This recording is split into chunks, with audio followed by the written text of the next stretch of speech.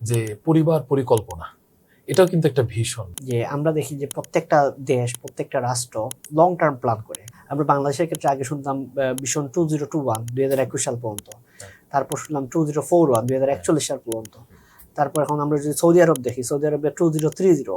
তো আমরা যদি পবিত্র কোরআনে সূরা ইউসুফ আলাইহিস ইসলামের যে প্ল্যানটা দেখি, যে 14 বছরের একটা প্ল্যান করেন। সামনে যেহেতু দুর্ভিক্ষ আসবে, সামনে 7 বছর খুব ভালো, এর পরের বছর দুর্ভিক্ষ 7 বছর, তাহলে এই সময়টাতে কিভাবে করতে হবে, রিসোর্স ম্যানেজমেন্টটা কিভাবে করতে হয়।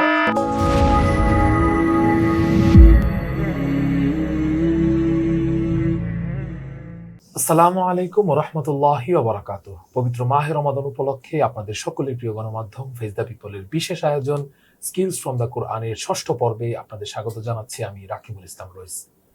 আজকের এ পর্বেও আমাদের গুরুত্বপূর্ণ একটি স্কিল নিয়ে আলোচনা করব। সাথে আছেন আরিফুল ইসলাম ভাই। ভাই, আজকে আমরা কোন স্কিলটা নিয়ে আলোচনা করতে পারি? আজকে আমরা আলোচনা করব ভিশন নিয়ে। আচ্ছা। যে আমরা দেখি যে প্রত্যেকটা দেশ, প্রত্যেকটা রাষ্ট্র লং টার্ম প্ল্যান করে।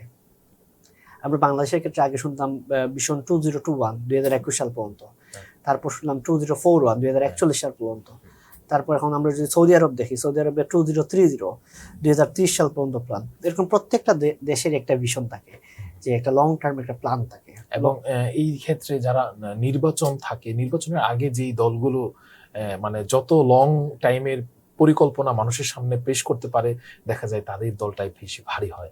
এটা এবং এটা খুবই গুরুত্বপূর্ণ একটি বিষয়। একদম।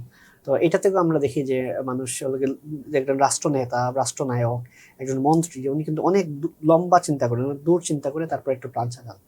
তো আমরা যদি পবিত্র কোরআনে সূরা ইউসুফ আলাইহিস ইসলামের যে প্ল্যানটা দেখি, যে 14 বছরের একটা প্ল্যান করেন। যে একজন বাচ্চা যে স্বপ্ন দেখে 7টা মোটা তাজা গাভী, 7টা মানে যে খেয়ে ফেলে, এটা। তো এইটাতে আমরা দেখি যে 7 বছরের একটা প্ল্যান, পরে 7 বছরের একটা প্ল্যান। 7 বছর অনেক বেশি ফসল হবে, 7 বছর দুর্ভিক্ষ হবে। তার মানে এই 14 বছরের প্ল্যানটা কিভাবে করতে হয়, এটাই কিন্তু মানে 14 বছর মেয়াদী একটা প্ল্যান ইউসুফ আলাইহিস সালাম করছিলেন। এবং উনি বললেন যে উনি ক্যাপাবল এই প্ল্যানটা করার জন্য। এবং উনার নিজের 2টা স্কিলের কথা বলেন, যে উনি হলেন হাফেজ, মানে উনি খুব ভালো একজন ম্যানেজার, আমরা যদি হাফেজটার ইংলিশটা ট্রান্সলেট করি। এবং উনি সেকেন্ড হলো উনি সাবজেক্ট এক্সপার্ট, এই টপিকের উনি এক্সপার্ট, আলেম উনি। যখন আমরা এই দুইটা কম্বাইন করে দেখি, ইউসুফ আলাইহিস সালাম এই যে পুরো স্ট্র্যাটেজিটা করছিলেন, যে তাহলে সামনে যেহেতু দুর্ভিক্ষ আসবে, সামনে 7 বছর খুব ভালো, এর পরের বছর দুর্ভিক্ষ 7 বছর, তাহলে এই সময়টাতে কিভাবে করতে হবে, রিসোর্স ম্যানেজমেন্টটা কিভাবে করতে হয়, উনি এই সময়টাতে প্ল্যান করেন। তো কোরআনে এই জায়গা থেকে আমরা জিনিসটা পাই, একটা হলো ভিশন, একটা হলো রিসোর্স ম্যানেজমেন্ট। আমার কাছে অনেক রিসোর্স থাকবে, তো এই রিসোর্সটা দিয়ে আমি কিভাবে কাজ করব। যেমন ধরেন আমাদের দেশের কথা যদি বলি, একটা সিজনে দেখবেন অনেক ভালো আলু উৎপাদন হয়। তো আলুটা কিন্তু মানে সাধারণত সারা বছর হয় না। চাল, এটা কিন্তু সারা বছর হয় না, একটা নির্দিষ্ট সময় এটা উৎপাদন হয়। এখন যদিও দেখা যায় অনেকগুলা জিনিস 12 মাসই হয়, কিন্তু মূল উৎপাদনটা, মৌসুমটা আমরা যদি দেখি কিছু নির্দিষ্ট সময় থাকে। তো চাল তো এমন না যে 12 মাস যে কোনো দিন আপনি চাইলেই পাবেন, একটা তারপরেও কিন্তু একটা সিজন থাকেই। তো এইসব ক্ষেত্রে দেখা যায় যদি যে এলাকায় বা যে দেশে এরকম থাকবে, চালটা কিন্তু যখন একসাথে আসবে, সারা বছর কিভাবে ডিস্ট্রিবিউট হবে, এটা কিন্তু একটা প্ল্যান থাকে। তো পবিত্র কোরআনে আল্লাহকে দেখি যে ইউসুফ আলাইহিস সালাম উনি রিসোর্স ম্যানেজমেন্টটা করেন, এবং এইটাতে উনি এক্সপার্ট ছিলেন।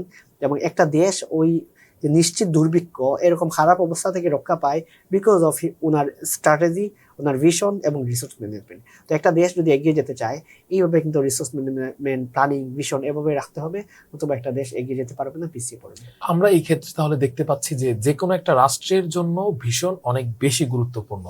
এখন শুধু রাষ্ট্রকেন্দ্রিক না, আমরা মানুষের জীবন কেন্দ্রিক, অফিস কেন্দ্রিক, পরিবার কেন্দ্রিক, সব কেন্দ্রিকই মনে হয় ভীষণটা ইম্পর্টেন্ট। পরিবার কেন্দ্রিক একটি বিষয় থাকে কিন্তু, যে পরিবার পরিকল্পনা, এটাও কিন্তু একটা ভীষণ, যদিও এটা খারাপভাবে ব্যবহৃত হয় আমাদের দেশে। আপনি এই ব্যাপারে যদি কিছু বলতে চান। আমাদের দেশে ফ্যামিলি প্ল্যানিং বলতে শুধুমাত্র জন্ম নিয়ন্ত্রণ এইটাতেই ফোকাস করা হয়। হ্যাঁ, হ্যাঁ। ফ্যামিলি প্ল্যানিং তো শুধুমাত্র জন্ম নিয়ন্ত্রণ এই দিকটাতে না।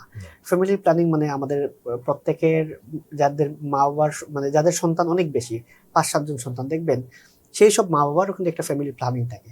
তারা চিন্তা করে তাদের বড় ছেলে, এই বড় ছেলেটাকে যদি শিক্ষিত হয়, বা বড় ছেলে দেখবেন ম্যাক্সিমাম ক্ষেত্রে সে কিন্তু মানে খুব আর্লি স্টেজে সে চাকরি জীবনে প্রবেশ করে, ব্যবসা করে, কোনো কিছু করে, অর্থাৎ পরিবারের ফুল দায়িত্বটা তার উপর পড়ে। এবং তার ফলে দেখা যায় তার ছোটদের এরা কেউ শিক্ষিত হয়, পরে বড় ভাইয়ের কষ্ট লাঘব করে, এভাবেই হয়। তো ফ্যামিলি প্ল্যানিংটাও কিন্তু আমাদের দেশে কিন্তু ট্র্যাডিশনাল সোসাইটিতে কিন্তু এমনভাবে হয়, যেটার ফলে তারা মা বাবা চিন্তা করে আমার এই ছেলেটারে আসলে পড়তে ভালো, তারে পড়াই, এই যে পড়তে পারলো না তাকে আসলে কাজে দিয়ে দিই, তারা কিন্তু ওই লং টার্ম চিন্তা করে যে যেহেতু সে পড়তে পারলো সে হয়তো বা ডাক্তার হবে। একটা পরিবারে একজন যদি ডাক্তার হয়, একজন যদি ভালো ভালো কিছু হয়, সেই পরিবারের হাল ধরবে, এরকম অনেক কিছু নিয়ে তারা কিন্তু চিন্তা করে। এবং সেই মা বাবা কিন্তু ওই ছোট্ট একটা ছেলেকে দেখেই ক্লাসে প্রাইমারিতে যে পড়ে তখন থেকেই তারা সিদ্ধান্ত নেয় কাকে পড়াবে কাকে পড়াবে না। তার মানে ফ্যামিলি প্ল্যানিংয়েও কিন্তু এগুলো মা বাবা কিন্তু আরো 20 বছর পরে চিন্তা করে, অনেক মা বাবা দেখে সচেতন মা বাবা ওই ডিসিশনটা নেয়। তো দেখা যাচ্ছে যে ব্যক্তি জীবন থেকে শুরু করে রাষ্ট্র পর্যন্ত পুরো বিষয়টাতে এই যে একটা ভিশন বা প্ল্যানিং, লং টাইমের জন্য একটা দীর্ঘ পরিকল্পনা করা হয়, এটা খুবই ইম্পর্টেন্ট একটা পার্ট। দর্শক, আমরা পবিত্র কুরআন থেকে আজকে যে স্কিলটি নিয়ে আলোচনা করেছি সেটা ছিল হলো লং টাইম প্ল্যানিং। তো এই স্কিলটা আমাদের ব্যক্তি জীবন থেকে নিয়ে সর্বত্র খুবই খুবই ইম্পর্টেন্ট। আশা করি আমাদের এই আলোচনা থেকে আপনি সামান্য হলেও উপকৃত হয়েছেন। পবিত্র কোরআন থেকে আরো একটি স্কিল নিয়ে দেখা হবে ইনশাল্লাহ আগামী পর্বে। সেই পর্যন্ত ভালো থাকবেন। আসসালামু আলাইকুম ওয়া রাহমাতুল্লাহ।